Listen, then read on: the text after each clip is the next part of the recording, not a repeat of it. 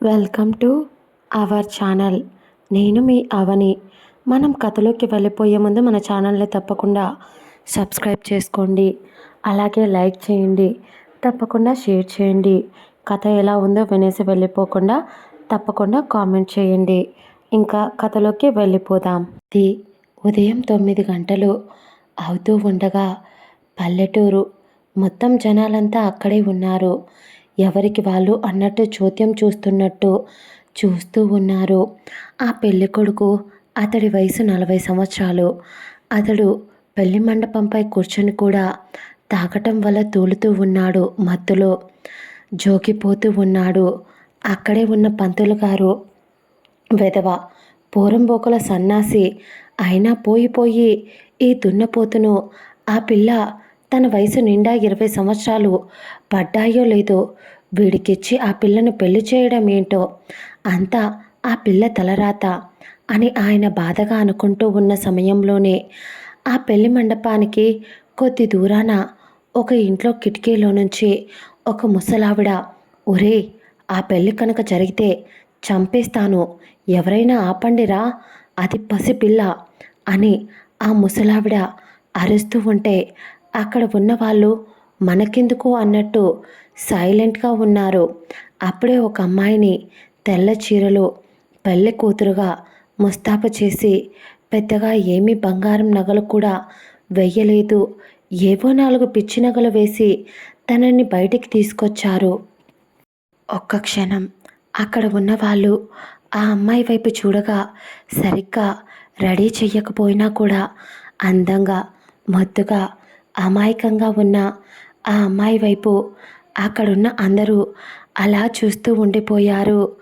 ఆ ముసలావిడ లోపల నుంచి, సిరి వెళ్ళిపో తల్లి, ఇక్కడ ఉంటే నీ జీవితం నాశనం అయిపోతుంది, వెళ్ళిపోవే అని ఆవిడ వేడుకుంటూ ఉంటే సిరి మాత్రం కన్నీళ్లతో తన నాన్నమ్మ వైపు చూసి వెళ్ళను అన్నట్టు చెప్పేసరికి ఆవిడ తల బాదుకుంటూ, స్వామి ఎన్నో సంవత్సరాల నుంచి అడుగుతున్న కోరికని మళ్ళీ అడుగుతున్నా, దాని జీవితం నాశనం అయిపోతే ఎన్ని రోజుల నుంచి నేను పడ్డ కష్టం వృధా అయిపోతుంది.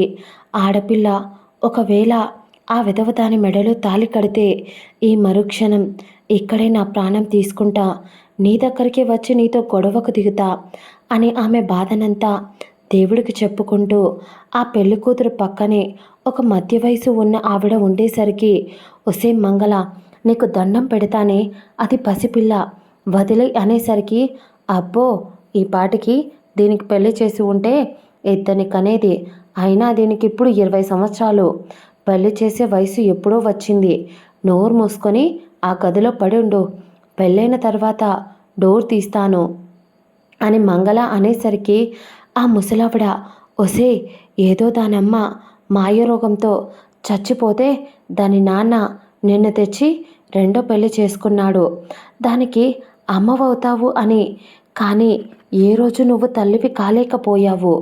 నా కొడుకు నిజంగా అసమర్థుడు, చేతకాని వెధవ, నా మొగుడు కూతుర్ని పౌరుషంగా నికాసుగా పెంచిన నా కొడుకుని సన్నాసిలా పెంచాడు, అందుకని వాడు నువ్వు పెట్టిన నరకాలు భరించలేక వాడే ఊరేసుకొని చచ్చిపోయాడు అని లోపల నుంచి ఆ ముసలావిడ మాట్లాడుతూ ఉంటే మంగళ అవేం పట్టించుకోకుండా, పంతులు గారు త్వరగా పెళ్ళి కానివ్వండి అని అంది మంగళ.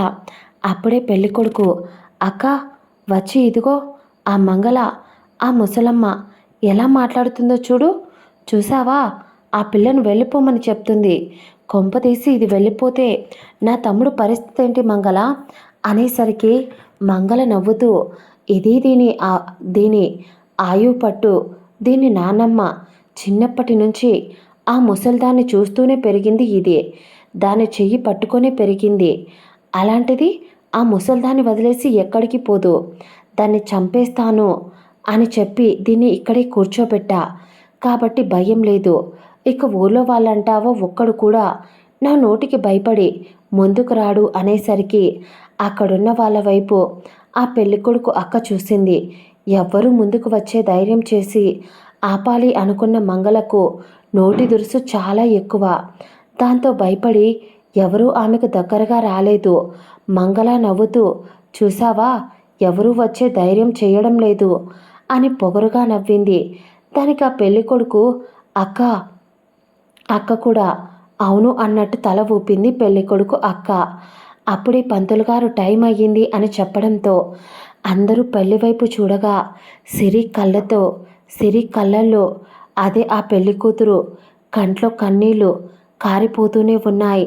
అలానే ఏడుస్తూ గట్టిగా కళ్ళు మూసుకొని ఉండిపోయింది. కానీ ఉన్నట్టుండి ఒక పెద్ద శబ్దం వచ్చింది. దుమ్ము ధూళి మొత్తం గాలి ఎక్కువగా రావడం వల్ల అక్కడున్న వాళ్ళంతా ఒక్క క్షణం కళ్ళకు చేతులు అడ్డు పెట్టుకున్నారు. గట్టిగా కళ్ళు మూసుకున్నారు. ఎక్కడ కళ్ళల్లో ఏ దుమ్ము పడుతుందో అని. కానీ సిరికి మైండ్ పనిచేయడం లేదు. శబ్దానికి మరియు ఆ గాలికి కూడా ఆమెకు తాకినా కూడా ఆమె అలాగే కళ్ళు మూసుకొని ఏడుస్తూ, ఈ రోజుతో నా జీవితం నాశనం అయిపోతుంది అని ఏడుస్తూ అలానే కూర్చొని ఉంది సిరి. కానీ అక్కడ ఉన్నవాళ్ళు కొంచెం కొంచెంగా గాలి తగ్గుతూ ఉండేసరికి చూడగా కనీసం బస్టాండ్ కూడా లేని ఆ ఊర్లో ఒక చాపర్ వచ్చి ఆగింది. ఒక్క క్షణం అక్కడ ఉన్న వాళ్ళంతా షాకింగ్గా, మైండ్ పని చేయలేదు వాళ్ళకు. అందరూ ఆశ్చర్యంగా, ఒకంత భయంగా చూస్తూ ఉన్నారు. అప్పటికే అక్కడున్న వాళ్ళు, ఏంటిది, అక్కడికి ఇక్కడికి చాపర్ ఎందుకు వచ్చింది అని మాట్లాడుతూ ఉంటే అప్పుడే అందులో నుంచి ఒక గ్రే కలర్ సూట్తో ఒక అతను దిగాడు. ఆ చాపర్లో నుంచి అతడి వయసు దాదాపు 28 సంవత్సరాలు ఉంటాయి. చూడటానికి పిచ్చ హ్యాండ్సమ్గా కూలింగ్ గ్లాసెస్ పెట్టుకుంటూ దిగాడు. చుట్టూ ఒకసారి గమనిస్తూ, ఒకసారి అతని చేతికి ఉన్న వాచ్ని చూసుకుంటూ కొంచెం స్పీడ్గానే దిగి వచ్చేసరికి అతడి అసిస్టెంట్ అతని దగ్గరికి వచ్చి, సార్, ఇదే మనం రావాల్సిన ప్లేస్, అదిగో ఇక్కడే పెళ్ళి జరుగుతుంది అనేసరికి అంత దుమ్ములో కూడా భయపడుతూ వణికిపోతున్న సిరిని ఒకసారి చూశాడు. ఆమె బేబీ హెయిర్ గాలికి ఎగురుతూ, ఆమె కంటి కొసలున్న కన్నీటి బిందువులు కనిపించేసరికి అలా చూస్తూ సైలెంట్గా ముందుకు అడుగులు వేశాడు. అక్కడే ఉన్న మంగళ ముందుకు వచ్చి, ఎవరు బాబు మీరు, వచ్చి ఇలా మా ఇంటి ముందు దాన్ని తీసుకొచ్చి పెట్టారు, ఇక్కడ పెళ్ళి జరుగుతుంది అని అడిగేసరికి వచ్చిన ఆ గ్రే కలర్ సూట్ అతను కోపంగా మంగళ వైపు చూసి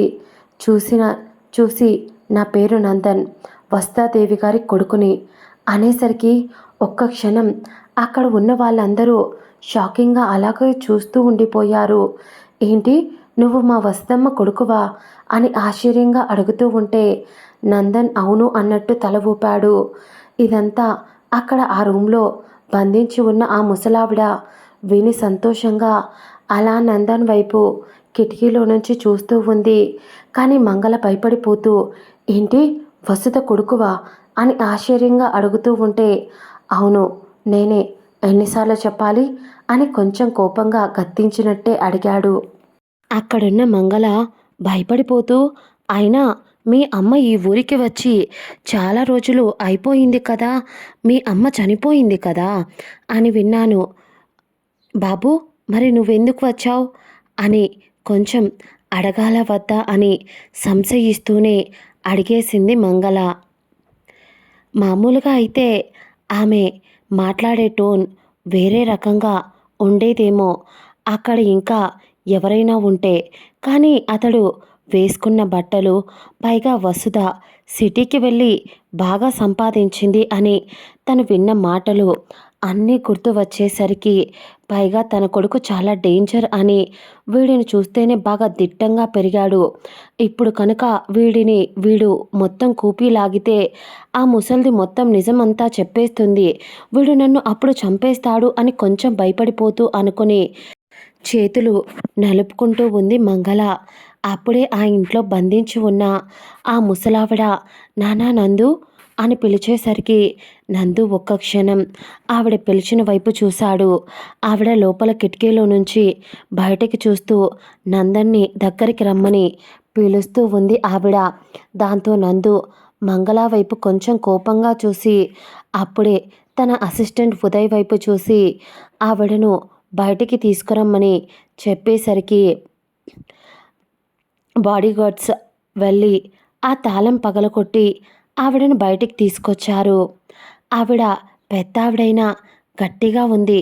దాంతో త్వరగా నాన్న నందు వచ్చావరా, ఈ ముసలిదాని కోసం ఈ అమ్మమ్మ మీద కోపం పోయిందా నాన్న అని ఆవిడ నందన్ చెంప నిమురుతూ అడిగేసరికి మన నందన్ బాబు అసలే 6 అడుగుల పైనే ఉంటాడు. కొంచెం ఆవిడ కోసం బెండ్ అయ్యి కోపమా, అదేం లేదు అమ్మమ్మ, అమ్మతో పాటు అన్నీ పోయాయి అని కొంచెం డల్గా చెప్పి మళ్ళీ కొంచెం పొగరుగా ఇక్కడ ఏం జరుగుతుంది అన్నాడు. నాన్న నందు, నీకు లెటర్లో చెప్పాను కదరా, ఇది ఈ పాపిష్టిది అక్కడుంది చూడు, అది మీ మామయ్య కూతురు, దానికి 20 సంవత్సరాలు, నీకన్నా 7 సంవత్సరాలు చిన్నది నాన్న. అదిగో వాడు ఆ 40 సంవత్సరాల ముసలోడు, ఆ కుక్క వాడికిచ్చి దీన్ని పెళ్లి చేస్తుందిరా, వాడికి డబ్బు బాగా ఉందంట, అందుకోసమని చెప్పి వాడి మొదటి పెళ్ళాం చచ్చిపోయింది మొన్ననే, ఏదో మాయరోగం కమ్మి, దాంతో అది చచ్చిపోయిందని దీన్ని పెళ్లి చేసుకోవాలి అని అడిగేసరికి డబ్బులకు ఆశపడి ఈ ముదృష్టపది ఈ మంగళ వీడికిచ్చి పెళ్లి చేయాలని చూస్తుందిరా అనేసరికి నందన్ ఒకసారి పెళ్లిపీటలపై ఉన్న సిరి వైపు చూశాడు. సిరి కళ్ళల్లో నీళ్లతో వణికిపోతూ కూర్చుని ఉంది. కాస్త అంతసేపు తన నాన్నమ్మ అక్కడ ఉండేసరికి తన నాన్నమ్మ దగ్గరికి వెళ్ళాలని లేచింది. అంతే, ఆ పెళ్ళికొడుకు అక్క, ఆవిడ వయసు కూడా ఏం తక్కువ లేదు, దాదాపు 45 పైనే ఉంటుంది. దాంతో ఆమె సిరి జుట్టు పట్టుకొని ఎక్కడికే వెళ్ళేది అంటూ జుట్టు పట్టుకొని సరికి అరుస్తూ అలాగే ఏడుస్తూ నానమ్మ అని పిలిచేసరికి నందన్ అమ్మమ్మ తనైనా సిరి అన్నాడు. ఆవిడ అవును అనడంతో నానమ్మ నువ్వొక మాట అన్నావు, అది నేను ఇప్పుడు నిజం చెయ్యబోతున్నా, ఎందుకంటే అమ్మ నీకిచ్చిన మాట నిజమే అబద్ధమో, ఆ రోజు నేను ఇక్కడ లేను, కానీ అమ్మ మాట ఇచ్చింది అంటే ఆ మాట ఏదైనా దాంట్లో ఒక అర్థం ఉంటుంది, అందుకనే ఆ మాటను పూర్తి చెయ్యడానికే వచ్చాను అని అంటూ ఆవిడ వైపు ఒకసారి చూసి ముందుకి అడుగు వేశాడు.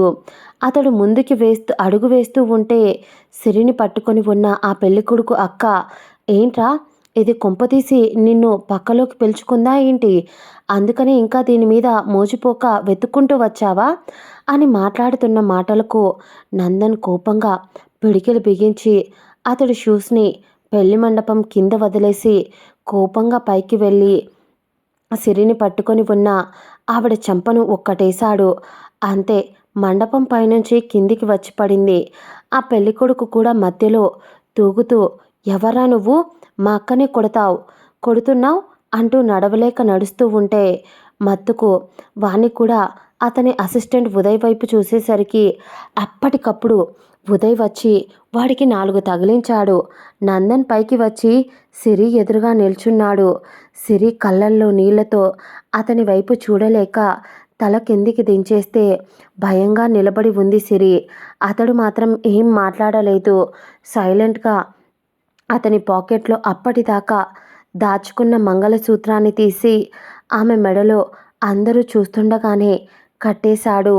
అక్కడే ఉన్న మంగళ ఆపాలి అని ట్రై చేసింది, కానీ ఈసారి సిరి నానమ్మ అక్కడున్న బాడీగార్డ్ సహాయంతో మంగళను కుక్కను కొట్టినట్టు కొట్టించింది. ఎంత ధైర్యమే, ఎంత నరకం పెట్టావే దాన్ని, దానాస్తే తింటూ దాన్నే నరకం చూపించావు, ఇప్పుడు నా మనవడు వచ్చాడు, నీకు ఇక నుంచి నువ్వు చేసిన పాపాలకు నేను నీకు శిక్ష వేస్తాను అని అంటూ సంతోషంగా అప్పటికే నందన్ సిరి మెడలో తాళి కట్టడంతో అక్షింతలు తీసుకొని వాళ్ళిద్దరిపై చల్లింది. ఆవిడ అలాగే అక్కడ ఉన్న ఊరి వాళ్ళు మరియు నందన్ వెంట వచ్చిన వాళ్ళు అందరూ వాళ్ళను ఆశీర్వదించారు. ఆ తర్వాత సిరి ఆశ్చర్యంగా నందన్ వైపు చూసింది. ఆమె కంట్లో కన్నీళ్లు లేవు, కానీ అతన్ని చూసి ఎందుకో భయపడుతుంది. అతడు మాత్రం అదేం పట్టించుకోలేదు. డైరెక్ట్గా ఆమె చెయ్యి పట్టుకొని కిందకి స్టేజ్ పైనుంచి కిందికి తీసుకొచ్చాడు. అతడు అలా తీసుకొస్తూ ఉంటే ఆమె అతడు వెంట గెంతులు వేస్తూ వస్తుంది. ఎందుకంటే అతడు 6 అడుగుల పైనే ఉంటాడు. పెద్ద పెద్ద అడుగులతో చాలా స్పీడ్‌గా నడుస్తున్నట్టు అనిపించింది. మన సిరి పాప పరిగెత్తినట్టే లేడి పిల్లలా నడుస్తూ ఉంది. అతడి వెనక ఇందాక నందన్ ఆ పెళ్ళికొడుకు అక్కని కొట్టిన అదే సీన్ ఆమె మైండ్‌లో మెదిలేసరికి ఈయన మరీ ఇంత రాక్షసంగా కొడుతున్నారేంటి? ఆడవాళ్ళని కూడా చూడకుండా అని అప్పుడు మనసులో అనుకుంది. కానీ ఆమె మెడలో తాళి కడతాడు అని ఆమె ఊహించలేదు. చూస్తేనే ఒక్క క్షణం అతన్ని భయం వేసింది. అలాంటిది ఇప్పుడు అతడు ఆమెను పెళ్లి చేసుకున్నాడు. దాంతో ఇంకా భయపడిపోతూ అతడి వెనకే కింద ఉన్న తన నాన్నమ్మ దగ్గరికి వచ్చింది సిరి. ఆ తర్వాత నందన్ అప్పటికే తన అసిస్టెంట్తో చెప్పి అక్కడ ఊరి దగ్గరలో ఉన్న పోలీస్ స్టేషన్ నుంచి పోలీసుల్ని కూడా రప్పించి మంగళను అలాగే ఆ పెళ్లి కొడుకును ఆ పెళ్లి కొడుకు అక్కను కొన ప్రాణంతో ఉన్న ఆమెను కూడా తీసుకెళ్ళి లోపల పడేశారు బొక్కలో. ఆ తర్వాత నందన్ ఏం మాట్లాడకుండా అమ్మమ్మ వెళ్దామా అన్నాడు. ఆవిడ నాన్న నందు అని ప్రేమగా పిలిచింది. ఆవిడ వైపు చూశాడు నందు. నేనిప్పుడు రాలేన్రా. నాకు తెలుసు నువ్వు నా కోసం వచ్చావని, మీ అమ్మ ఆఖరి కోరిక నెరవేర్చడానికే వచ్చావు అని. కానీ నేనిక్కడ ఇంకా కొన్ని బాధ్యతలు మిగిలిపోయాయి. పైగా సిరిని ఆ మంగళ చాలా నరకం పెట్టింది. నేను నిజమే గయ్యాళిదాన్నే. నేను ఒంటరిదాన్నే. అయితే ఈ ఊరిని ఎదిరించేదాన్నే. కానీ నాతో పాటు సిరి ఉంది. తను చాలా కష్టాలు పడింది చిన్నప్పటి నుంచి. కాబట్టి ఇప్పటికైనా సంతోషంగా నీ దగ్గర ఉంటుంది అనే నమ్మకం, అనే ఆలోచనతో పంపిస్తున్నా. ఇక నేనంటావా వస్తాను. ఇక్కడ బాధ్యతలు ఎవరో ఒకరికి అప్పగించి త్వరగానే 1 వారంలో వచ్చేస్తాను. అంతవరకు తన చెయ్యి వదలకయ్యా, అమాయకురాల్రా అని ఆవిడ చెప్పేసరికి నందన్ కొంచెం కోపంగా నువ్వు ఎప్పుడూ ఇంతే. ఆ రోజు అమ్మ రమ్మన్నప్పుడు రాలేదు. ఇప్పుడు నేను పిలుస్తున్నా రాలేదు. సరే 1 వారం మాత్రమే టైం ఇస్తున్నా. లేదా నువ్వు రాకపోయావే అనుకో, ఇక్కడ ఉన్న ఆస్తులు పొలాలు అన్నీ సిరి పేరు మీద ఉన్నాయి అనుకుంటా. అన్నీ అమ్మి పారేస్తా చెప్తున్నా అని గట్టిగా బెదిరించాడు. ఆవిడ నవ్వుతూ అమ్మేసుకోరా, నీకు కాక ఎవరికి చెప్పు అని ఆవిడ అనేసరికి నందన్ చిన్న స్మైల్తో ఎవరికి కనిపించనివ్వకుండా ఆ స్మైల్ని లోపలే దాచేస్తూ ఆవిడకు మాత్రమే కనిపించేలా కొంచెం బెండ్ అయ్యి ఆవిడను హగ్ చేసుకొని మాకు ఉన్నది కూడా నువ్వు ఒక్కదానివే కదా, వచ్చే అమ్మమ్మ. ఇక్కడ నీకోసం మనుషుల్ని కూడా పెట్టాను. వాళ్ళు నీకు కావాల్సినవన్నీ చూస్తారు అని చెప్పి సరే అని మేం బయలుదేరుతున్నాం అని సిరి చెయ్యి పట్టుకొని చాపర్లోకి లాక్కెళ్ళినట్టే తీసుకెళ్ళి తన పక్కన కూర్చోబెట్టుకున్నాడు.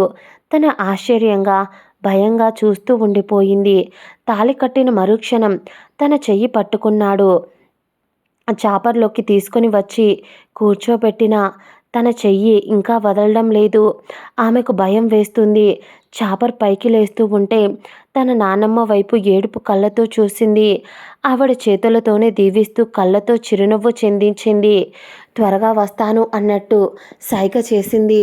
సిరి ఏం మాట్లాడకుండా కన్నీళ్లతోనే సరే అని తల ఊపింది. ఆ తర్వాత చాపర్ స్టార్ట్ అయ్యేసరికి ఆమెకి మొదటిసారి చాపర్లోకి రావడంతో వణుకు వచ్చేసింది. పైనుంచి కిందికి చూస్తుంది. ఒక్క క్షణం భయపడిపోయి తన పక్కనే కూర్చొని ఉన్న నందన్ షర్ట్ కాలర్ని పట్టుకొని తలని అతడి మెడ వంపున దాచేస్తూ భయంతో గుటకలు మింగుతూ ఉంది. అతడు ఏం మాట్లాడలేదు. సైలెంట్గా ఉన్నాడు. ఏ ఎక్స్ప్రెషన్ లేదు. ఏదో ఆలోచిస్తూ ఉన్నాడు. ఆమె ఒక్క క్షణం ఏం చేసిందో అర్థమయ్యి తేరుకొని మెల్లగా వెనక్కి జరిగింది.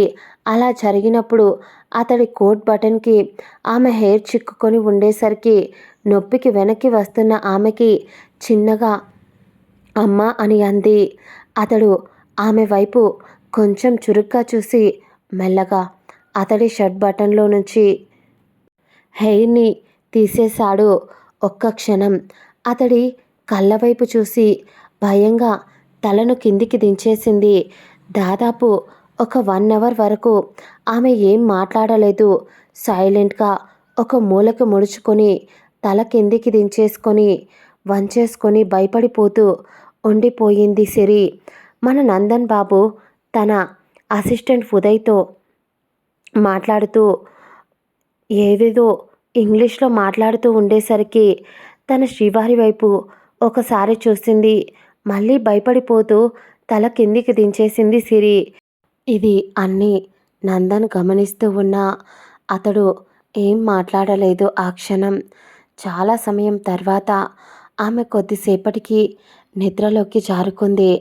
ఎలా అంటే అంతసేపు కొంచెం దూరంగా జరిగి కూర్చుంది కాస్త ఇప్పుడు దగ్గరగా అతడి భుజంపై తల వాల్చి చేతిని చుట్టేసి నిద్రపోవడం మొదలుపెట్టింది. ముందున్న ఉదయ్ కూడా ఆమెను గమనిస్తూ ఉన్నాడు. మా సార్ ఎంత సైలెంట్గా ఉన్నాడు. కొంపతీసి మేడంని పెళ్లి చేసుకున్నారు అంటే ఏమో అనుకున్నా. ప్రేమించి పెళ్లి చేసుకున్నారా ఏంటి?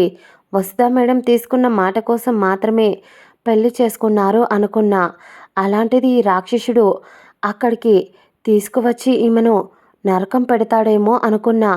కానీ ఇంత కూల్గా ఉన్నాడు అని అసిస్టెంట్ అనుకుంటూ ఉంటే అప్పుడే అతడి బేస్ వాయిస్ వినిపించింది. అంత టార్చర్ చూపిస్తున్నానా నిన్ను అన్నాడు కొంచెం కోపంగా నందన్.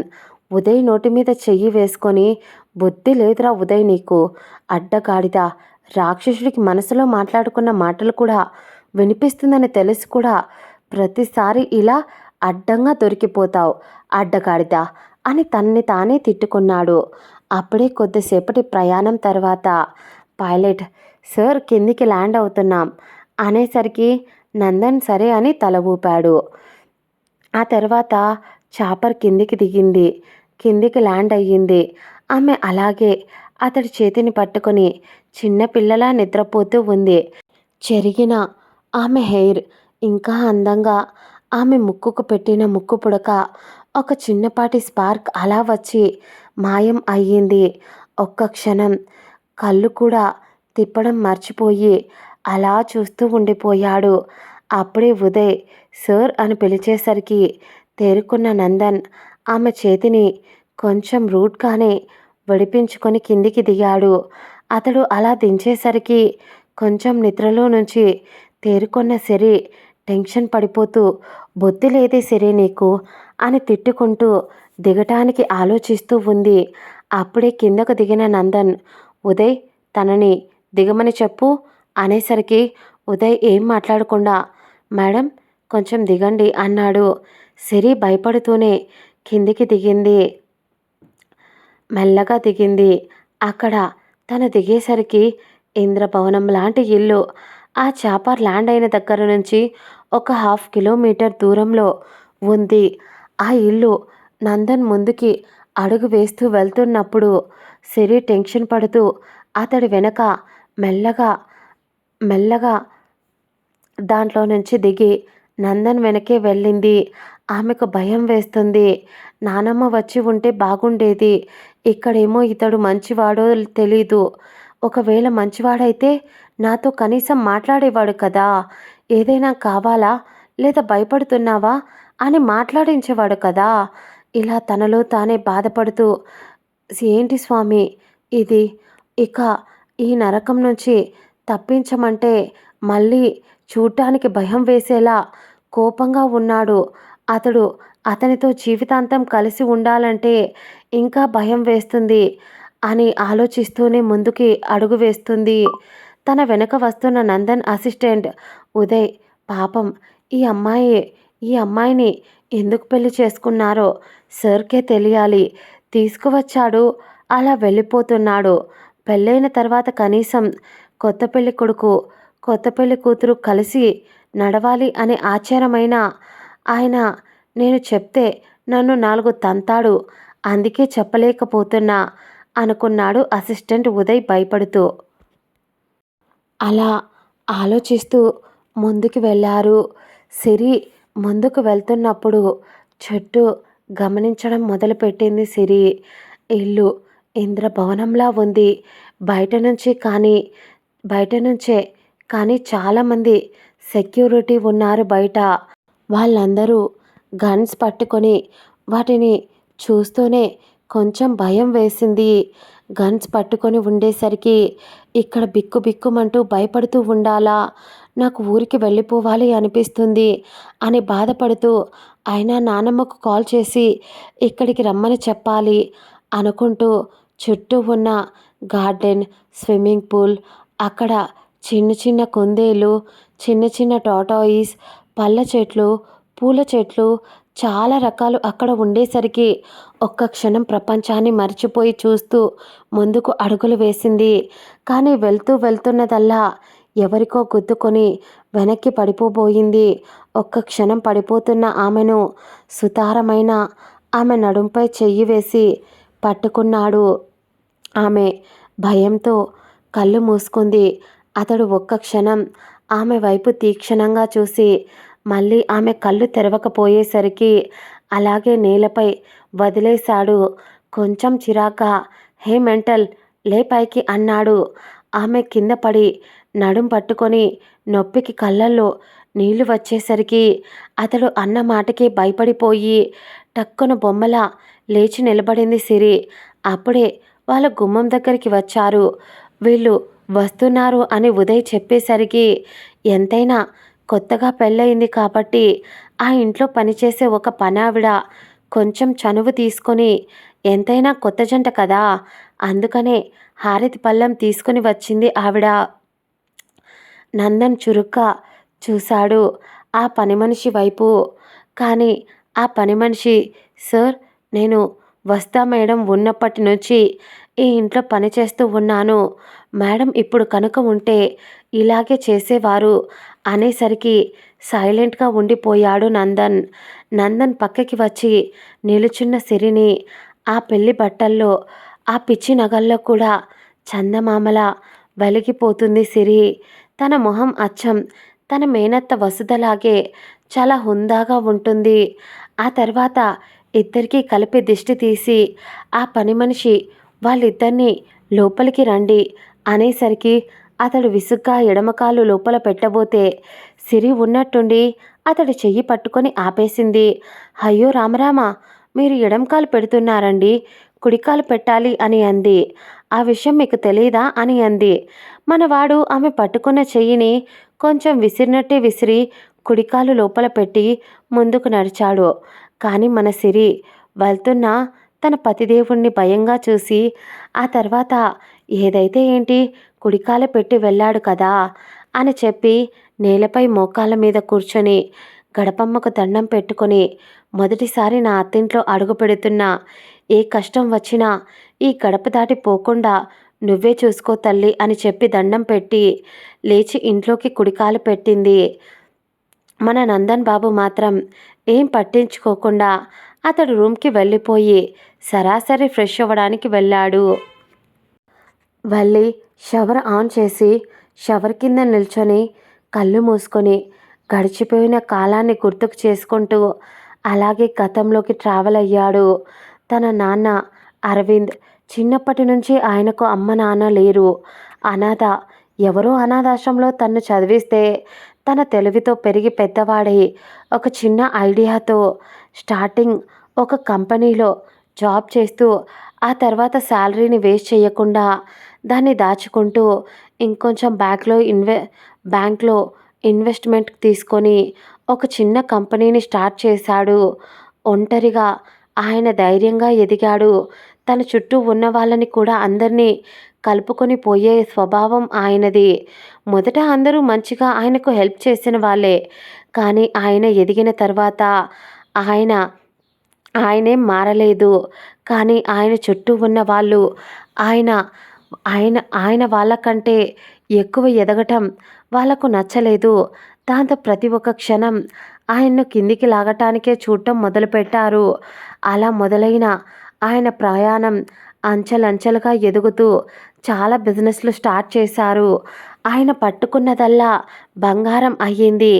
చాలా తెలివైన వారు కాబట్టి చాలామంది ఆయనతో కలిసి బిజినెస్ చేసేవాళ్ళు వాళ్ళ కూతుర్లను ఇచ్చి పెళ్లి చేస్తామన్నా ఎందుకో అరవింద్ గారు ఎప్పుడూ కూడా ఒప్పుకోలేదు. ఎవరూ కూడా ఆయన మనసుకు నచ్చలేదు. కానీ ఒకరోజు ఉన్నట్టుండి ఒక ప్రాజెక్ట్ పని మీద ఒక ఊరికి వెళ్ళాల్సి వచ్చింది. అది సడన్గా ఈవినింగ్ టైం వెళ్ళాల్సి వచ్చింది. అలా వెళుతున్న ఆయనకు ఆయన వెళ్ళాల్సిన ఊరు ఇంకా 4 కిలోమీటర్స్ ఉంది. కానీ ఆ ఊరికి వెళ్ళే దారిలో ఇంకో ఊరి చివరన ఒక చెరువు. ఆ చెరువు కట్టన దాదాపు సాయంకాలం 6 గంటలు అవుతూ ఉంటే ఒక అమ్మాయి చెరువు గట్టున తన పరికిని నడుము దాకా దూపుకొని పూజ కోసం నీళ్ల కోసం వచ్చిన వసుధ కారు కనిపించింది అరవింద్ గారికి. ఆ క్షణం వాళ్ళ ఇద్దరి ప్రేమ మొదలయ్యింది. అరవింద్ గారు చాలా స్ట్రైట్ ఫార్వర్డ్ మనిషి. దాంతో ఆయన వెళ్ళి ముక్కుసూటిగా నేను నిన్ను పెళ్లి చేసుకుంటాను అని అడిగేసరికి అది ఆ టైంలో అక్కడ మొదటిసారి చూసింది ఆయన్ని. చూడటానికి చాలా అందంగా ఉన్నారు. కానీ ఎందుకో తెలీదు వసుధ గారికి నచ్చినా కూడా ఒక క్షణం ఆలోచించి ఎవరు మీరు వచ్చారు ప్రపోజ్ చేశారు ఏంటిదంతా అని అంది కొంచెం గట్టిగా. ఆయన నవ్వుతూ నేను ఇలా అనాథాశ్రమంలో ఉన్నా చిన్నప్పుడు, ఆ తర్వాత బిజినెస్ పెట్టా, ఇప్పుడు నాకంటూ అన్నీ ఉన్నాయి. నా అనుకునే మనిషి తప్ప నువ్వు ఎందుకో చూడటానికి నా అనుకునే మనిషిలా జీవితాంతం చెయ్యి పట్టుకొని ఉంటావు అనిపిస్తుంది. ఎన్ని సంవత్సరాలలో ఎవరిని చూసినా అలా అనిపించింది. మొదటిసారి నిన్ను చూసిన క్షణాన నాకు అనిపించింది అని ఆయన అడిగేసరికి ఆవిడ ఏం మాట్లాడలేదు. ఆ తర్వాత ఇంటికి వచ్చి మా అమ్మ నాన్నతో మాట్లాడండి అని చెప్పి ఆవిడ వెంటనే వెళ్ళిపోయింది. ఆవిడ వెనకే అరవింద్ గారు వసుధ గారి ఇంటి దాకా వెళ్ళటం, అక్కడ వసుధ గారి నాన్న వీళ్ళ పెళ్ళికి ఒప్పుకున్నారు. అన్నీ సవ్యంగానే జరుగుతూ ఉన్నాయి అని అనుకున్న సమయానికి ఇక పెళ్ళి అయిపోయి తన అత్తింట్లో దిగబెట్టాలి అని తీసుకెళ్తున్న అదే సమయంలో వాళ్ళ కార్కి కొంతమంది అడ్డు వచ్చి గొడవ పడ్డం మొదలుపెట్టారు. అరవింద్ గారి సెక్యూరిటీని చాలామందిని కొట్టారు. అదంతా చూసిన వసుధ గారి ఫ్యామిలీకి భయం వేసింది. అందుకనే వెంటనే వసుధ నాన్న కల్పించుకొని వసు ఆ తాళి తీసి తెంచేసి వచ్చేసే తల్లి, నీకు అతడు కరెక్ట్ కాదు. పెళ్లి చేసేటప్పుడు అటు 7 తరాలు ఇటు 7 తరాలు చూసుకొని చెయ్యాలి అంటారు. ఒక అనాథకి ఇచ్చి పెళ్లి చేసి తప్పు చేశాను అని మొదటిసారి అనిపించింది. ఇప్పుడంటే ఎలాగోలా ఈ గొడవ నుంచి బయటపడ్డారు. ఒకవేళ నీకు కనుక ఏదైనా జరిగితే నేను మీ అమ్మ బ్రతకగలమా అని ఆయన అంటూ ఉంటే కొంచెం గట్టిగా చెప్పేసరికి ఆయన దాంతో వసుధ గారు ఆవిడ లేదు నాన్న నేను ఆయన్ని మార్చుకుంటాను అని అంది వసుధ గారు. ఎందుకంటే మెడలో తాళి పడితే ఏ ఆడపిల్లైనా ఖచ్చితంగా ఆ పని చెయ్యలేదు. ఒకవేళ పెళ్లి కాకముందు తన తండ్రి అడిగి ఉంటే ఏం మాట్లాడకుండా పెళ్లిపీటలపై ఉన్న లేచి వచ్చేసేదేమో.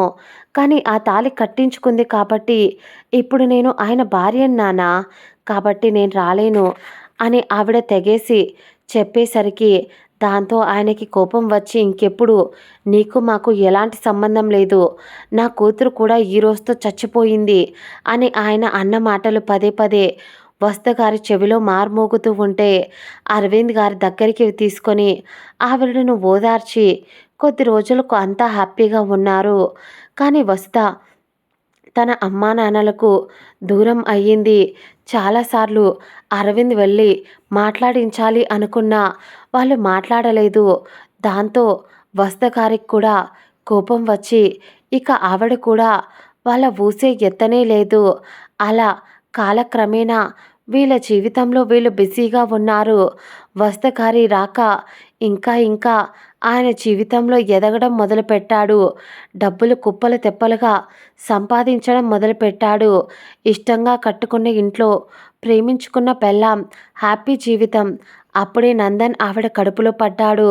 కానీ అప్పుడే వసుధ వాళ్ళ నాన్నకు కూడా కూతురంటే ఉన్న ప్రేమ గుర్తొచ్చిందేమో.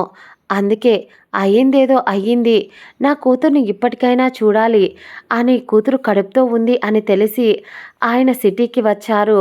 సిటీకి వచ్చి ఇంట్లో అడుగు పెట్టేసరికి తన కూతురు పసుపు కుంకాలు పోయి విధవలా కూర్చొని నేలపై ఉంది. ఆ క్షణం ఆయన ఏదైతే జరగకూడదు అనుకున్నాడో అదే జరిగింది. అక్కడ నేలపై భర్త శవం మీద పడి ఏడుస్తూ ఉన్న ఆవిడ కనిపించేసరికి తట్టుకోలేక వెళ్ళి కూతుర్ని దగ్గరికి తీసుకున్నాడు. వస్తుగారు కూడా నాన్న అని ఏడ్చి ఆ తర్వాత చేయాల్సిన కార్యక్రమాలన్నీ దగ్గరుండి చేసేశారు. అప్పటికే వస్తుగారు 5వ నెల కావడంతో ఎంతైనా తండ్రి కదా, దాంతోనే అమ్మా ఈ కడుపు తీయించుకో తల్లి, ఇంకో పెళ్లి చేస్తాను, సంతోషంగా ఉందువు నువ్వు, ఇలా ఉంటే నేను చూడలేను అన్న ఆయన మాటలు ఆవిడ జీర్ణించుకోలేక ఆ రోజు వస్తుగారు కొంచెం ఎక్కువే మాట్లాడారు. ఆ రోజే నేను చచ్చిపోయాను అని నీళ్లు పోసేసావు కదా నాన్న, అలాంటప్పుడు మళ్ళీ ఈరోజు ఎందుకు వచ్చావు, మళ్ళీ నా జీవితంలోకి ఎందుకు వచ్చావు, వెళ్ళిపో నాన్న, నా బిడ్డను, నా అరవింద్ గుర్తును నేను పెంచుకుంటాను, నేను ఎప్పటికీ మీ దగ్గరికి రాను అని ఆ రోజు ఆవిడ అన్న మాటలు ఇప్పుడు పదే పదే నందన్ మైండ్లో రివైండ్ అవుతూ ఉన్నాయి. ఆ తర్వాత ఆవిడ తన కొడుకునే లోకంగా, తన కొడుకే ప్రపంచంగా పెంచుకురావడం మొదలుపెట్టింది. చాలా ఇష్టం. ఒకరికి ఒకరు తల్లి కొడుకుల కన్నా ఫ్రెండ్స్లానే ఎక్కువగా ఉంటారు. ఇద్దరూ కలిసే అల్లరి చేస్తారు, కలిసే నిద్రపోతారు, కలిసే తింటారు. హ్యాపీగా ఉన్న జీవితం. నందన్ చదువు కూడా అయిపోవచ్చింది. తన నాన్న బిజినెస్ని ఇన్ని రోజులు ఆవిడ చూసుకుంటూ వచ్చింది. అది పెద్దగా గ్రోత్ ఏమీ లేకపోయినా ఆవిడకు ఉండే తెలివి, ఆవిడకు ఉండే లోక జ్ఞానంతో ఎక్కడ ఎవరిని దూరనివ్వకుండా చేసుకుంటూ అంతా వచ్చేసింది ఆవిడ మేనేజ్ చేస్తూ. కానీ నందన్ ఎప్పుడైతే బాధ్యతలు తీసుకున్నాడో ఒకరినొకరిని అక్కడక్కడ ఉన్న కలుపు మొక్కల్ని కూకటి వేళ్లతో పెరుక్కుంటూ వచ్చాడు. అతడు బిజినెస్లో బిజీ అయిపోయాడు. కానీ ఒకరోజు వస్తగారు హాల్లో కూర్చొని ఉంటే అక్కడే ఉన్న ఒక పనమ్మాయి, అమ్మగారు స్టోర్ రూమ్లో ఈ పోస్ట్ బాక్స్ కనిపించిందండి, ఇది యూజ్ చేయడం లేదు కదా, అందుకే అక్కడ పడేశారు అనేసరికి, అవును, ఏ కాలంలో అయినా ఈ కాలంలో ఎవరు వాడతారు దాన్ని, ఎవరు యూజ్ చేయలేదు, అందుకే అక్కడ వేసేసి ఉంటారు అని వస్తుగారు చెప్పేసరికి ఆ పనమ్మాయి, అమ్మ వీటిలో ఏవో లెటర్స్ ఉన్నాయి అని అంది. దాంతో ఆవిడ, అవునా, ఒక 3 నెలల ముందే దాన్ని బయట నుంచి తీశారు, ఆ తర్వాత ఎవరు దాన్ని ఓపెన్ చెయ్యలేదు, ఈసారి సరే ఒకసారి ఆ లెటర్స్ బయటికి తీ అనేసరికి బయటికి తీసింది. దాదాపు 10 లెటర్స్ ఉన్నాయి దాంట్లో. ఓపెన్ చేసిన ఆవిడకి అవి అన్నీ తన కోసం వచ్చినవే అని ఒక క్షణం, ఆ లెటర్స్ తన పుట్టింటి నుంచి వచ్చినవి అని తెలిసేసరికి మొదట కొంచెం కోపం వచ్చింది. కానీ ఎందుకో తెలియదు, ఎంతైనా అమ్మా నాన్న అప్పట్లోనే ఆడపిల్లలకి చదువెందుకు అనేసరికి వాళ్ళ నాన్న, లేదు, నా బిడ్డ చదువుకోవాలి, నా కొడుక్కి పెద్దగా చదువు రాకపోయినా కూడా నా కూతురు బాగా చదువుతుంది, పైగా తెలివైనది, అందంగా ఉంటుంది, అందరితో ఊరంతా గొడవపడి మరీ చదివించారు ఆయన. అందుకే ఒక క్షణం తడపడాయించి లెటర్స్ ఒక్కొక్కటి ఓపెన్ చేసింది. వాటిలో ఉన్న మ్యాటర్ చదవగానే ఆవిడ కంట్లో కన్నీళ్లు రావడం మొదలయ్యింది. ఆ రోజు గొడవ తర్వాత తన నాన్న ఇంటికి వచ్చి చాలా బాధపడ్డాడని, ఆ తర్వాత ఆయన శూన్యంలోకి వెళ్ళిపోయారని, కొన్ని సంవత్సరాలు కూతురు కనీసం మొహం కూడా చూడటానికి రావద్దని చెప్పిందని, ప్రతి క్షణం నరకం అనుభవిస్తూ బాధపడుతూ అలా ఉండిపోయాడని, అప్పుడే ఆ ఇంటికి వెలుగులా తన తమ్ముడికి ఒక భార్య, ఆమె పేరు లక్ష్మి వచ్చిందని, అందరితో కలిసిపోతూ వస్తగారు లేని లోటుని పూరిస్తూ అత్తమామల్లో అమ్మా నాన్నని వెతుక్కుందని అన్నీ రాసి ఉంది. ఆ తర్వాత ఇంకో లెటర్లో తనకి పాప పుట్టిందని, ఎప్పటికైనా ఇంటికి రమ్మని, తన కోసం అమ్మ నాన్న ఎదురు చూస్తున్నామని, నువ్వెలా ఉన్నావని తన తమ్ముడు రాసినవి ఇలా ఏవేవో రాసి ఉన్నాయి. ఆ తర్వాత ఇంకో లెటర్ ఓపెన్ చేసేసరికి సిరికి ఇప్పుడు వయసు 10 సంవత్సరాలు. తన అమ్మకు మళ్ళీ కడుపుతో ఉండేసరికి మెట్లపై నుంచి పడి అబార్షన్ అయ్యి కొద్ది రోజులకే లక్ష్మి చనిపోయింది అని, అలాగే తన తమ్ముడు ఇంకో అమ్మాయిని పెళ్లి చేసుకున్నాడు అని సిరిని చూసుకోవడం కోసం. కానీ వచ్చిన మంగళ సిరిని ఎప్పుడూ అమ్మలా దగ్గరికి తీయలేదు అని తనకు నరకం చూపిస్తూ కొట్టడం, తిట్టడం, ఇంట్లో ఉన్న అత్తమామల్ని తిట్టడం. వస్తే అమ్మగారు ఎంతైనా ఆవిడ కొంచెం గట్టిది కాబట్టి, గయ్యాలి కాబట్టి మంగళ గారు ఆవిడ జోలికి వెళ్ళకపోయినా ఒక్క మాట కూడా అనని వసుధ నాన్నను నోటికి వచ్చినట్టు మాట్లాడేది.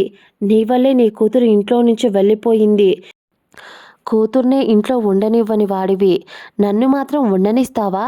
చచ్చిపోకపోయావా ముసలోడా అని నోటికి వచ్చినట్టు తిట్టేది.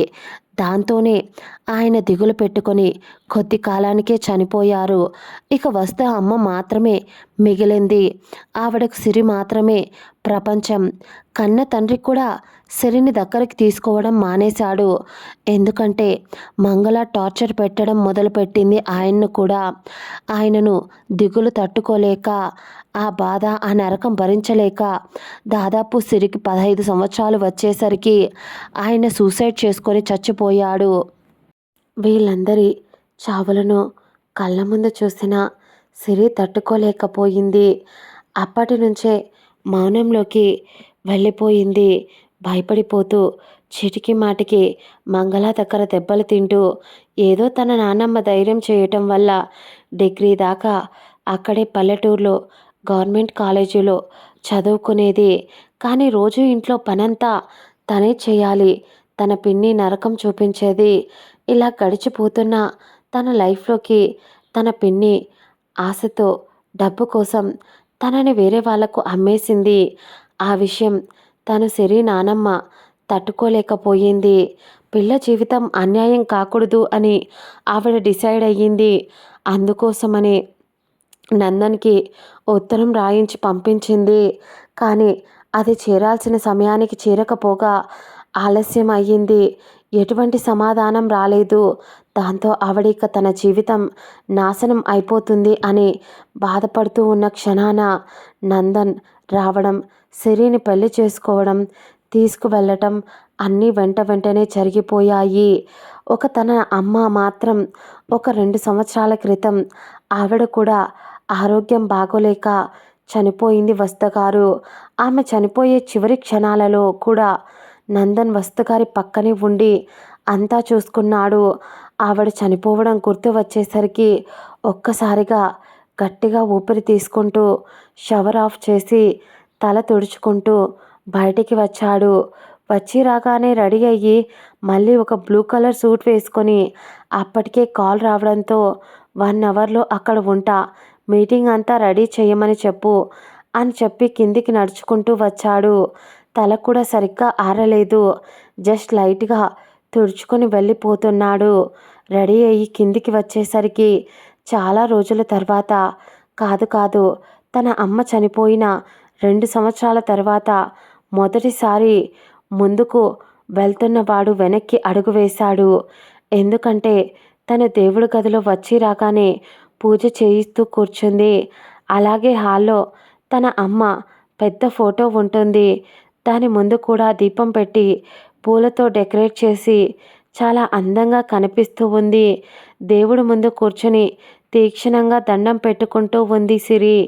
తను అలా ఒక్క క్షణం చూసి ఏం మాట్లాడకుండా ముందుకు వెళ్ళిపోయాడు నంద. వెళ్తూ ఒక్క క్షణం ఏదో గుర్తు వచ్చి అక్కడే ఉన్న మెయిడ్కి చెప్పి, మేడంకి ఏం కావాలో అన్నీ చూసుకో, అలాగే తన డ్రెస్ సైజెస్ కనుక్కొని వెళ్ళి అన్నీ తీసుకొచ్చి ఇవ్వు, శారీస్, చుడిదార్స్ అన్నీ ప్రతి ఒక్కటి ఉదయ్ వస్తాడు, తనని తీసుకెళ్ళు, ఏం కావాలో ప్రతి ఒక్కటి తీసుకొచ్చి ఇవ్వు అని చెప్పి వెళ్ళిపోయాడు. ఆ తర్వాత సిరి లేచి పూజ అయిపోయిన తర్వాత బయటికి వచ్చేసరికి నంద వెళ్ళిపోతూ కనిపించాడు. ఒక్క క్షణం బాధగా అనిపించింది. గట్టిగా అరవాలి అనిపించింది. కానీ ఆమెకు అది చిన్నప్పటి నుంచి అలవాటే కదా. ప్రతి ఒక్కరూ తనని బాధ పెట్టడం. దాంతో ఏం మాట్లాడకుండా సైలెంట్గా వెళ్ళిపోయింది. అప్పుడే అక్కడ ఉన్న పనమ్మాయి వచ్చి, మేడం మీకు రూమ్ చూపించాలా అని అనేసరికి అవును అన్నట్టు తల ఊపింది. కొంచెం ఇబ్బందిగా. ఎందుకంటే ఇప్పుడు ఆమె ఎక్కడ ఉండాలి? అతడి గదిలోనా? అర్థం కాలేదు ఆమెకి. నువ్వు నా గదిలో ఉండు అని అతడు చెప్పలేదు ఇంకా. భార్యగా యాక్సెప్ట్ చేశాడా పోనీ? నేను వేరే గదిలో ఉంటే చూడు ఎంత పొగరు దీనికి. మొగుడు తాళి కట్టాడు. వాడి రూమ్లో ఉండకుండా వెళ్ళి వేరే రూమ్లో ఉంది. దీనికి ఏం పని వేరే రూమ్లో అని నా క్యారెక్టర్ని జడ్జ్ చేస్తాడా? ఇలా సవాలక్ష ఆలోచనలు తట్టుకోలేకపోయింది భయంతో. టైం చూసింది. ఇంకేం మాట్లాడలేక రూమ్ చూపించమంటే వాళ్ళు కూడా కొంచెం భయపడి నందన్ రూమ్కి చూపించేసరికి వెళ్ళే ధైర్యం వాళ్ళకు కూడా ఉండదు నందన్ రూమ్కి. కాబట్టి వేరే రూమ్ చూపించారు. కానీ సిరినే రూమ్ ఖాళీగా ఉంది. ఇదేనా మీ సార్ రూమ్ అని అడిగేసరికి లేదు మేడం సార్ది పైన ఉంటుంది. చాలా పెద్ద గది అనేసరికి సిరి కొంచెం చురుగ్గా చూసింది ఆ పనమ్మాయి వైపు. దాంతో ఆ పనమ్మాయి మేడం సార్ ఆయన గదిలోకి ఎవరిని రానివ్వరు అనేసరికి సిరి కోపంగా ముందైతే ఎవరిని రానివ్వరు కానీ ఇప్పుడు నేను ఆయన భార్యను, నేను రావచ్చు కదా అంటూ కోపంగా సిరినే ధైర్యం చేసి మన నందాబాబు రూమ్ దగ్గరికి వెళ్ళింది. మామూలుగా అయితే రూమ్లోకి వెళ్ళాలి అంటే ఒక పాస్ లాక్ ఉంటుంది. అది ఎక్కడి నుంచైనా నందన్ మాత్రమే ఓపెన్ చేయగలడు. పైగా అతడి రూమ్ డోర్ ముందు ఒక సీసీ కెమెరా కూడా ఉంటుంది. ఆ రూమ్ డోర్ని ఎవరైనా టచ్ చేస్తే అతడు మొబైల్కి ఆటోమేటిక్గా సిగ్నల్ వెళ్ళిపోతుంది.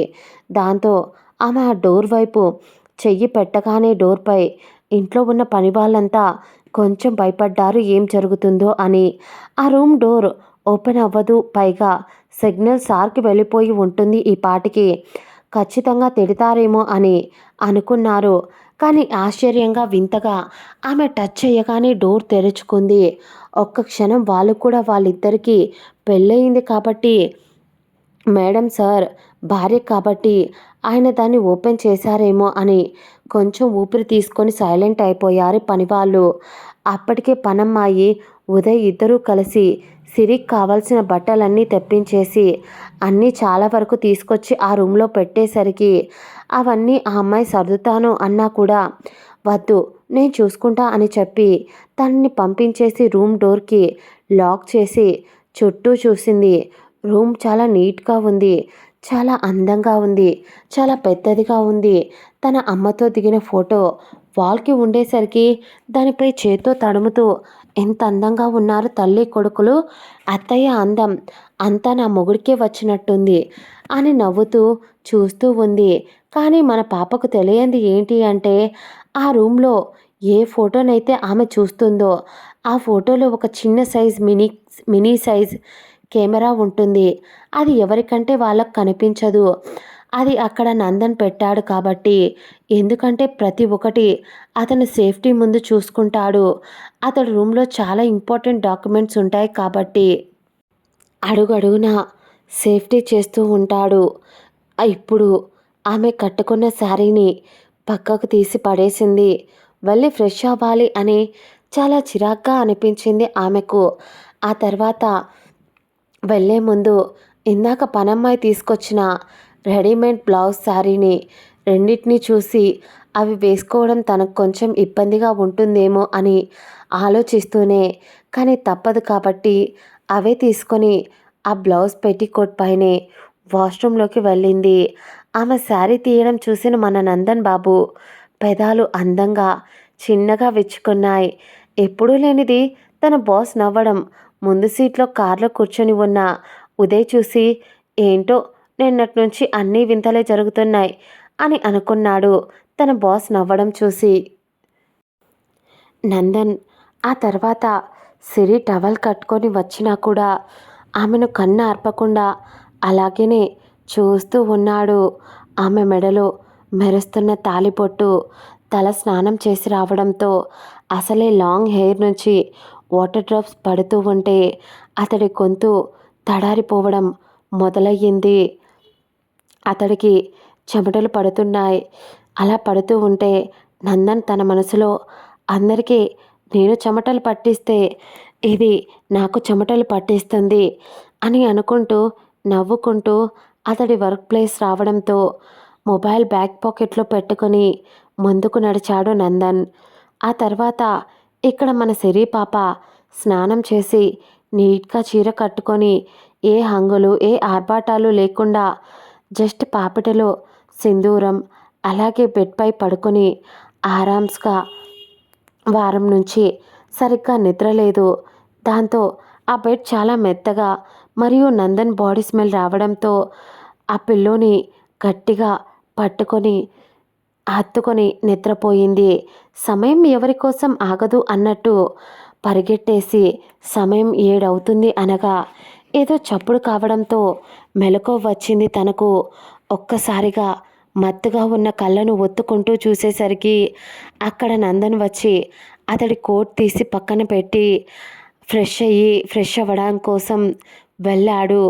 ఒక్క క్షణం అతడు తన భర్త అని మర్చిపోయి కంగారుగా బెడ్ పై నుంచి లేచి బయటకు పారిపోవాలి అని బెడ్ పై నుంచి కిందకి దూకినట్టే దిగింది. ఒక్కసారిగా నిద్రలో బాగా పొల్లటం ఒకటి, ఆమె టక్కున దిగటం, ఈ రెండింటి వల్ల ఆమె చీర ఎద నడుము భాగం చాలా క్లియర్గా కనిపిస్తూ ఉంది. మన పాప కంగారులో బాబుగారు రూడ్ బిహేవియర్ గుర్తు రాగానే ఇతడి గదిలోకి వచ్చాను అని చంపేస్తాడేమో అని భయంతో నిద్రమత్తులో ఆమె మైండ్ ఇంకేం ఆలోచించకుండా ఆమె చీరని ఆమె అవతారాన్ని చూసుకోకుండా బయటకి పరుగులాంటి నడకతో పారిపోవాలి అని చూసింది. కానీ ఉన్నట్టుండి ఎవరిదో బలమైన చేతి స్పర్శ, అది ఒక మగాడు మొదటిసారి తనను అలా తాకడం భయంతో గట్టిగా అరిచింది. కానీ సౌండ్ ప్రూఫ్ కావడంతో ఆ గది ఆమె అరుపు ఆ రూమ్ దాటిపోలేదు. ఆమె నడుముని బలంగా పట్టుకున్నాడు అతడు. ఒక్క క్షణం భయంతో కళ్ళు మూసుకున్న ఆమెను గోడకు ఆనించి ఆమె 2 చేతులను అడ్డంగా అనిపించేసరికి పైకి అతడి ఒక చేత్తోనే వాటిని అదిమి పట్టి అతడి ఇంకో చెయ్యిని ముందుకు తెచ్చి అతడి చూపుడు వేలితో ఆమె నుదురుపై నుంచి రాస్తూ మెల్లగా ఆమె ఊపిరి బిగబట్టేసి ఉండేసరికి నుదురుపై నుంచి ముక్కును దాటి పెదాలను టచ్ చేశాడు. అంతే, ఒక్కసారిగా ఉలిక్కిపడి కళ్ళు తెరిచింది. ఒక్క క్షణం భయంగా చూసింది అతడి వైపు. ఇందాక డ్రెస్లో ఉన్నాడు, కానీ ఇప్పుడు మాత్రం టవల్ కట్టుకొని పైన బాడీపై చిన్న టవల్ ముక్క కూడా కప్పుకోలేదు. ఇంత డబ్బున్నోడికి చిన్న టవల్ కరువయ్యిందా? అయ్యో రామా! అయినా ఈయన ఏంటి ఇంత అందంగా ఉన్నారు? నేను కూడా ఇంత తెల్లగా లేను, నా మీద నాకే సిగ్గేస్తుంది అని తన మనసులో సిరి అనుకుంటూ ఉన్న సమయంలో ఆ పెదాలను దాటి గడ్డం మీదుగా వెళుతున్న అతడి చెయ్యి ఆమె గుట్కలు మింగుతున్న గొంతును దాటి ఇద్దరి మధ్య గ్యాప్ కూడా చాలా లేదు, చాలా దగ్గరగా ఉన్నాడు. తాళి కట్టిన భర్త మొదటిసారి ఆమె ఒంటిపై చెయ్యి వేసిన మగాడు. అదే హక్కేమో. ఆమె అంత దగ్గరగా ఉండేసరికి సిగ్గు విడిచి ఆమె మనసులో అతడి బాడీ వైపు అలా సిగ్గు లేకుండా సైట్ వేస్తూ ఉండిపోయింది. మన బాబుగారు ఉన్నట్టుండి ఆమె చేతులు వదిలేసి, ఏంటి ఇంకా ముందుకు వెళ్ళి ఏదైనా చేస్తాను అనుకున్నావా? నోవే అని అంటూ ఆమె చేతుల్ని వదిలేసి ఇలా బొడ్డు కిందికి జారిన చీరను అని అంటూ ఒకసారి ఆమె నడుము గిల్లాడు. ఆమె బాడీలో 1000 పులకింతలు ఒకటేసారి కలిగాయి. మళ్ళీ ఆమె చెవి దగ్గరికి వచ్చి, నీలో ఉండే ఎత్తు పల్లాలు కవర్ చేసుకోకుండా ఎక్కడికి వెళ్తున్నావు? సారీ, శారీ మొత్తం ఊడిపోయింది. ఇలా ఈ నందాగడి పెళ్ళాం బయటికి వెళ్తే చూసేవాళ్ళు ఏమనుకుంటారు అని కొంచెం గట్టిగా గద్దించాడు. అప్పటి వరకు ఏదో ట్రాన్స్లో ఉన్న మన సిరి పాప ఒక్కసారిగా తేరుకొని, నిజంగా నాకు బుద్ధి లేదు అని టక్కున ఆమె చీరను కవర్ చేసుకుంటూ, సారీ అండి, చూసుకోలేదు అని అంది. అతడు యాటిట్యూడ్ స్మైల్ విసిరి, ఒకటి గుర్తుపెట్టుకో, ఈ నందగాడి ఇంట్లో ఉన్నావని మర్చిపోకు. ఇంకోసారి ఇలా నా ముందు లేదా బయట ఇంకెక్కడైనా ఎక్స్పోజింగ్ చేస్తూ కనిపిస్తే చంపేస్తా. అయినా నిన్ను బెడ్ పైన ఎవడు పడుకోమన్నాడు? పైగా ఈ రూమ్లోకి ఎవడు రమ్మని చెప్పాడు? పో బయటికి అని అన్నాడు అని అరిచాడు. సిరి కళ్ళల్లో కన్నీళ్లు వచ్చేశాయి. ఇందాకే కదా శారీ మొత్తం చెదిరిపోయింది. అన్నీ సెట్ చేసుకోకుండా బయటికి వెళ్తున్నాను అని తిట్టాడు. మళ్ళీ ఇప్పుడు అతడే బయటికి వెళ్ళిపోమ్మంటున్నాడు. ఇతడికి మైండ్ పనిచేస్తుందా? ఎందుకు ఇలా 2 విధాల నిమిషానికి ఒకసారి మాట్లాడుతున్నాడు? ఇలా ఏవేవో ఆలోచనలు ఆమె మైండ్లో తొలిచేస్తూ ఉంటే ఆమె కంట్లో కన్నీళ్లు కారుతూనే ఉన్నాయి. ఎందుకో తెలీదు. ఒక్క క్షణం నంద ఆమె వైపు తీక్షణంగా చూసి, నేను నీకు 10 మినిట్స్ టైం ఇస్తా. నేను వెళ్ళి ఫ్రెష్ అయి వస్తా. అంతలోపు నువ్వు ఈ గదిలో నుంచి బయటికి వెళ్ళిపోవాలి అన్నాడు. దాంతో మన పాప భయపడుతూనే ఏం మాట్లాడలేక సరే అని తల ఊపింది. కొద్దిసేపటి తర్వాత తన శారీని సర్దుకొని నంద ఫ్రెష్ అవ్వడానికి వెళ్ళేసరికి భయపడుతూనే శారీ కట్టుకుంటూ తన చుట్టూ తన చీర అన్నీ 1-2 సార్లు సరిచేసుకొని చూసుకొని బయటికి వెళ్దాం అని అనుకుంది. కానీ డోర్ ఓపెన్ కాలేదు. తనకు ఒక్క క్షణం మైండ్ పని చేయలేదు. ఎందుకంటే అతడు బయటికి వెళ్ళమన్నాడు. కానీ ఇక్కడ చూస్తే డోర్ ఓపెన్ కావడం లేదు. మరి మార్నింగ్ జస్ట్ అలా పట్టుకోగానే ఎలా ఓపెన్ అయింది? అయ్యో రామా! ఇప్పుడు అతడు మళ్ళీ వస్తే నన్ను చంపేస్తాడు. అయినా అత్తయ్యకిచ్చిన మాట కోసం నేనంటే ఇష్టం లేకపోయినా నన్నెవరు పెళ్లి చేసుకోమన్నారు ఇతన్ని? చేసుకున్న దగ్గర నుంచి ఇలా 2 రకాలుగా టార్చర్ చూపిస్తున్నాడు. పెళ్ళి ఈరోజే జరిగింది. కానీ పెళ్ళి జరిగినట్టు అనిపించడం లేదు. పెళ్ళి అంటే 2 మనసుల కలయిక అంటారు. కానీ నా మనసు నా దగ్గరే ఉంది. అతన్ని చూస్తేనే భయం వేస్తుంది. ఎప్పుడూ కోపంగా ఉంటున్నాడు. ఇల్లంతా అతడి ఒక్క చూపుకే భయపడిపోతున్నారు. అసలు ఆ మనిషి మొహంలో నవ్వనే పదార్థం ఒకటి ఉంటుందని తెలుసా అతడికి? ఎందుకు ఎప్పుడు అలా ఉంటున్నాడు? స్వామి, అతడితో 1 గంట ఉన్నందుకే నా గుండె హై స్పీడ్లో కొట్టుకుంటుంది స్వామి. అలాంటిది జీవితాంతం అంటే నా వల్ల కాదు. నేను నాన్నమ్మతో మాట్లాడాలి అని భయపడిపోతూనే డోర్ని ఎన్నిసార్లు లాగినా కూడా అస్సలు రాలేదు. లాగి లాగి ఓపిక అయిపోయి ఆమె చేతులు కూడా ఎర్రగా అయిపోయాయి. అంతగా ట్రై చేసింది తను వెళ్ళిపోవడానికి. చేతికి బొబ్బలు కూడా వచ్చేశాయి. ఆ లాక్కున్న స్క్రూలు ఒత్తుకొని భయంతో వణుకు కూడా వచ్చేస్తుంది. అతడు ఎక్కడ వస్తాడో అని. అప్పుడే ఆమె వెనక వచ్చి నిల్చున్న నంద, ఏం చేస్తున్నావు ఇంకా ఇక్కడ అన్నాడు. కొంచెం కోపంగా ఆమె భయపడిపోతూ వణికిపోతూ అతడు ముందుకు వస్తూ ఉంటే ఎక్కడ కొడతాడో అనే భయంతో మొహానికి చేతులు అట్టు పెట్టుకొని, నేను కావాలని ఇక్కడే ఉండలేదండి, బయటికి వెళ్ళిపోదామని అనిపించింది. కానీ డోర్ ఓపెన్ కావడం లేదు. చాలా ట్రై చేశానండి అని ఏడ్చేసింది. నంద ఆమె మొహాన్ని చూస్తున్నప్పుడు ఒకసారి సిరి అతడి మొహంలోకి చూసి ఉంటే అతడి కళ్ళల్లో కదలాడే భావాలు, అతడి మొహంలో కనిపించే ఒక రకమైన ఎక్స్ప్రెషన్ తను గుర్తుంచి ఉండేదేమో ఆ క్షణం. కానీ భయంతో తల కిందికే దించేసి ఉంది తను. అప్పుడే నంద ఆమెను వెళ్ళి అక్కడ కూర్చో, నేను డోర్ ఓపెన్ చేస్తా అన్నాడు. ఇంతసేపు అతడి కంఠంలో ఉన్న కోపం, గరుకుతనం ఇప్పుడు లేవు. చాలా కామ్గా చెప్తున్నాడు. బొమ్మలాగా అతను చెప్తుంది విని టక్కున అతడు చెప్పిన ప్లేస్లోకి వెళ్ళి కూర్చుంది. ఆ తర్వాత నంద కబోర్డ్ దగ్గరికి వెళ్ళి అక్కడే డ్రెస్ తీసుకుంటూ ఆమె ముందే డ్రెస్ మార్చుకున్నాడు. కానీ మన పాప కనీసం తల కూడా పైకి ఎత్తకుండా చాలా బుద్ధిమంతురాలుగా తల కిందికి దించేసుకొని సైలెంట్గా కూర్చొని ఉండిపోయింది. ఆ తర్వాత నంద నైట్ వేర్ వేసుకొని రెడీ అయ్యి డోర్ని అతడి ఫింగర్ ప్రింట్తో ఓపెన్ చేశాడు. ఆమె లేచి నిటారుగా అతడు వెనకే బయటికి వెళ్ళింది. అతడు డైరెక్ట్గా రూమ్ లాక్ చేసుకొని కిందికి వెళ్తూ ఉంటే ఆమె ఆ రూమ్ నుంచి బయటికి వచ్చి ఆ రూమ్ బయట ఒక చోట నిలబడి అక్కడే ఆగిపోయింది. ముందుకు వెళుతున్న వాడల్లా ఆగి వెనక ఆమె రాకపోయేసరికి ఒక్క క్షణం వెనక్కి తిరిగి చూశాడు.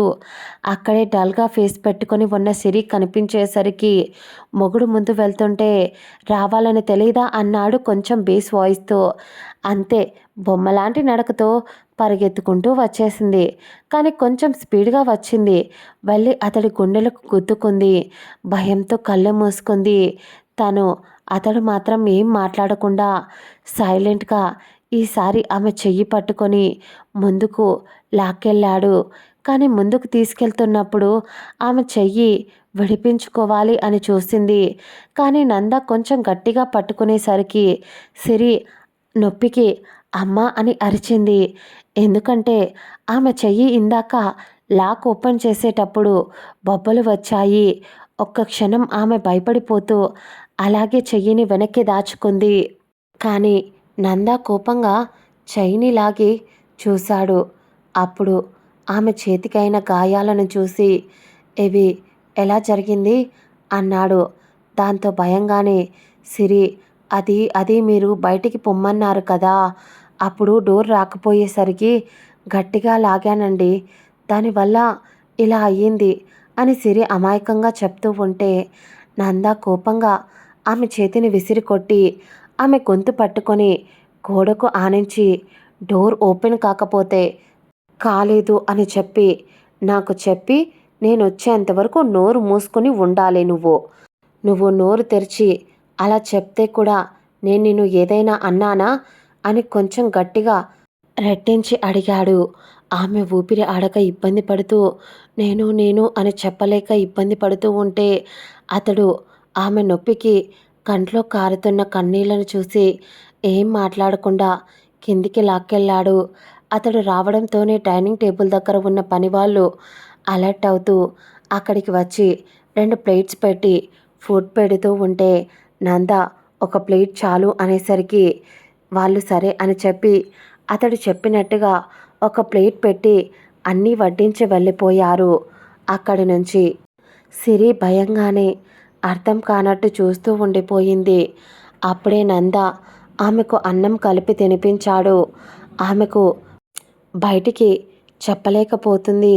కానీ పిచ్చి లేచిపోయేంత కోపం వస్తుంది. అసలు ఆమె మైండ్ పనిచేయడం లేదు. అసలు ఎంతసేపు అంత మూర్ఖంగా బిహేవ్ చేశాడు. ఇప్పుడు మాత్రం ఆమెకు అన్నం కలిపి తినిపిస్తున్నాడు. నోటిదాకా తీసుకొచ్చాడు అన్నం ముద్దను.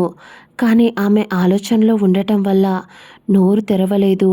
అప్పుడే నంద ఆమె నోరు తెరవకపోయేసరికి ఆమె దవడలను అతడి చేత్తో గట్టిగా ఒత్తిపట్టి నోరు తెరిపించేసరికి నోట్లో అన్నాన్ని కుక్కేశాడు. ఆ తర్వాత ఆమె ఆలోచనల నుంచి తేరుకొని అంత పెద్ద అన్నం ముద్ద పెట్టేసరికి మింగటానికి కూడా ఇబ్బంది పడుతూ ఉంటే అతడేం ఆలోచించకుండా వెంటనే కలిపి తినిపిస్తూ ఉన్నాడు. అది ప్రేమ లేక కోపమా లేదా పగ ఏం అర్థం కావడం లేదు ఆమెకు.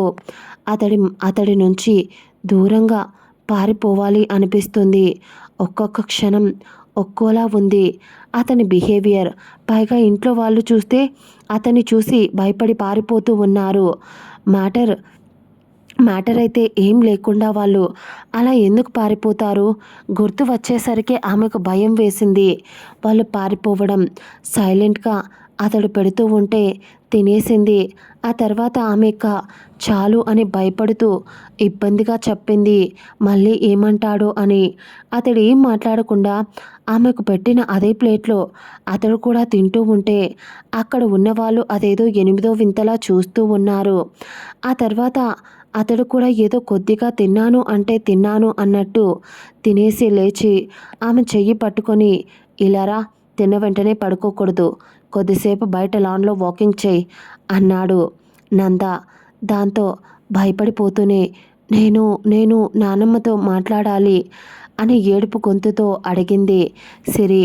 నందాకి కొంచెం ఎందుకో ఆలోచించి సరే ఉండు అక్కడ నానమ్మ దగ్గర నా మనిషి ఒక అతన్ని ఉంచాను, అతనికి కాల్ చేస్తాను అని చెప్పి అప్పటికప్పుడు అతడికి కాల్ చేసి ఆవిడకు ఫోన్ ఇవ్వమని చెప్పేసరికి పెద్దగా ఎప్పుడు ఫోన్ అలవాటు లేని ఆవిడ నానా నందా అని పిలిచింది.